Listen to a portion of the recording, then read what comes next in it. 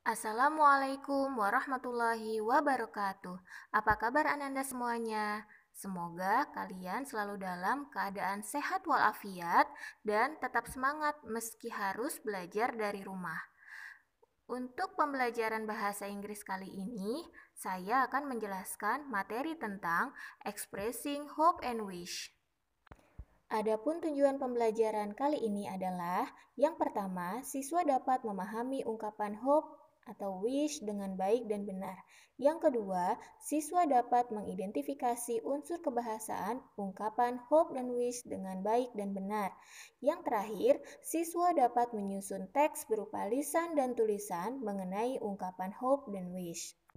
Nah, pada materi kali ini pasti kalian bertanya-tanya, apa sih perbedaan antara hope dan wish? Sebetulnya, wish dan hope mempunyai arti yang sama, yaitu harapan atau keinginan. Yang membedakan adalah wish biasanya digunakan untuk situasi atau harapan yang dibayangkan atau sesuatu yang tidak mungkin terjadi. Sedangkan hope biasanya digunakan untuk situasi atau harapan yang mungkin terjadi. Contohnya, I wish you were here. Pada kalimat ini mempunyai arti bahwa dia berharap kamu ada di sini. Faktanya sangat berlawanan. Kalimat ini berupa ungkapan yang dia harapkan agar si kamu ada di sini, padahal faktanya tidak ada. Yang kedua, I wish I could see you again. Saya berharap saya bisa melihatmu lagi. Mungkin situasi ini bisa kita jadikan misalnya seseorang yang sudah meninggal. Dia berharap dia bisa melihat seseorang itu kembali, tapi kan tidak bisa, berlawanan dengan fakta. Seperti itu. Yang ketiga, I wish I got an A on my test yesterday. Kemarin dia berharap bahwa dia akan mendapatkan nilai A pada ujiannya. Namun, karena dia tidak belajar, maka tidak akan terwujud. Jadi harapan ini hanya ungkapan yang tidak mungkin terjadi. Selanjutnya, I hope to see you again. I hope to see you again mempunyai arti bahwa dia berharap akan bertemu kembali. Nah, ungkapan ini mungkin saja terjadi dan itu berbeda dengan ungkapan I wish I could see you again. Selanjutnya yang terakhir, I hope I get an A on my test. Nah, pada kalimat terakhir ini mempunyai arti bahwa dia berharap dia bisa dapat nilai A pada ujiannya. Bisa jadi terkabul bila dia sudah belajar. Makanya karena dia sudah belajar sungguh-sungguh, dia yakin, maka dia mengucapkan I hope I get an A on my test. Berikut beberapa contoh ungkapan yang biasa menggunakan wish dan hope. Yang pertama, I wish you all the best. Nah, biasanya kalimat ini diucapkan ketika ulang tahun. Seseorang akan berharap akan dikabulkan doa-doa yang baik ya, seperti itu. Yang kedua, happy birthday, make a wish. Nah, ini juga situasinya sedang ulang tahun. Pasti dong kita kalau ulang tahun mengharapkan sesuatu, tapi kita tidak tahu apakah harapan itu akan benar-benar terwujud atau tidak. Yang ketiga, I wish you a Merry Christmas. Nah, ini biasanya diungkapkan ketika ada perayaan. Yang keempat, I wish you have a nice afternoon. Ini juga biasanya diungkapkan ketika mengucapkan ke seseorang untuk mendapatkan hari-hari yang menyenangkan, seperti itu. Yang kelima, wish me luck. Nah, biasanya wish me luck ini doa atau ungkapan bahwa diri kita ingin didoakan supaya berhasil. Biasanya ini ketika akan ujian, seperti itu. Yang keenam, I hope you get the best score for English test.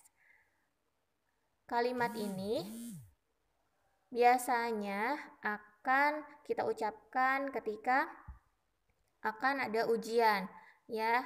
Harapan ini diungkapkan kepada si you atau kamu untuk mendapatkan nilai yang bagus. Bisa jadi pada kalimat nomor 6 ini you tersebut sudah belajar dengan benar, dengan giat.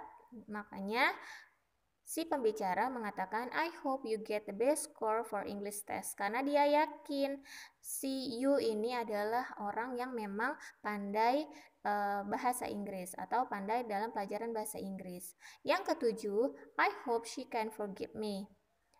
Saya berharap dia perempuan dapat memaafkanku. Ini juga harapan. Bisa jadi terjadi bila si dia perempuan ini orang yang baik dan mudah memaafkan.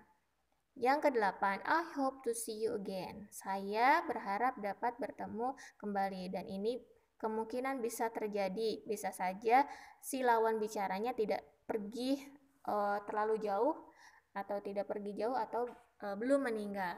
Artinya masih ada di dekat si pembicara. Selanjutnya, saya akan menjelaskan struktur kebahasaan penggunaan hope. Yang pertama, subject plus hope plus to infinitive atau verb one atau kata kerja asli, atau bisa juga menggunakan to be berupa noun. Contohnya, I hope to be a successful designer. I hope to be a successful designer. Pada kalimat ini, subjeknya berupa I menggunakan hope dan a successful designer adalah noun. Jadi, boleh menggunakan verb one atau boleh juga menggunakan noun. Yang kedua, subject, hope ditambahkan that plus noun atau kata benda, atau bisa juga menggunakan personal pronoun. Seperti dalam contoh, I hope that my parents are always happy. Nah, I di sini adalah subject, hope dan that. Lalu, my parents are always happy adalah merupakan dari personal pronoun. Jadi, menggunakan personal pronoun yaitu my parents. Are always happy-nya bisa ditambahkan dengan complement seperti adjective, seperti itu, atau kata sifat. Selanjutnya, penggunaan wish. Yang pertama, subject plus wish plus noun atau personal pronoun. Contohnya, I wish you luck on your exam. Nah, I di sini adalah kedudukannya sebagai subjek. You di sini menggunakan personal pronoun, dan on your exam adalah complement atau pelengkap. Yang kedua, subject plus wish plus to infinitive atau verb one, atau bisa juga menggunakan to be yang berupa noun. Contohnya, Teddy wishes to get the first rank. Nah, di sini kalimat ini Teddy sebagai subjek, to get adalah to infinitive atau verb one, the first rank adalah complement atau pelengkap. Pada slide sebelumnya ada kalimat yang berbunyi Teddy wishes to get the first rank. Nah, kali ini saya akan menjelaskan subjek apa saja yang menggunakan wish atau hope dan subjek apa saja yang menggunakan wishes atau hopes.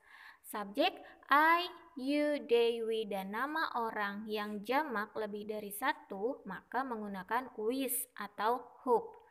Sedangkan subjek she, he, it, dan nama orang yang tunggal menggunakan wishes atau hopes. Contohnya, my father wishes to be a manager next year. My father wishes to be a manager next year. Yang kedua, I wish to be a winner.